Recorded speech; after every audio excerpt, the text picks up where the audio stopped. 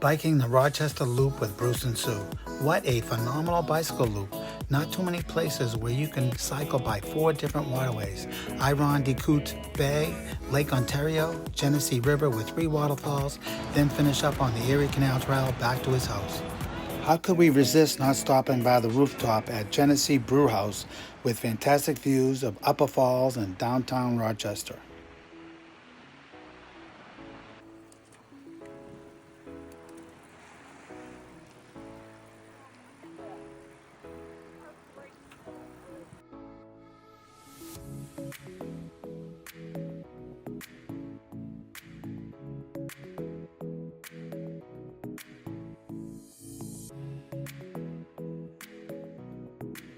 I can't forget we stopped at Abbott's for frozen custards, Bruce's favorite. This was a 5-star day. Thank you, Bruce and Sue.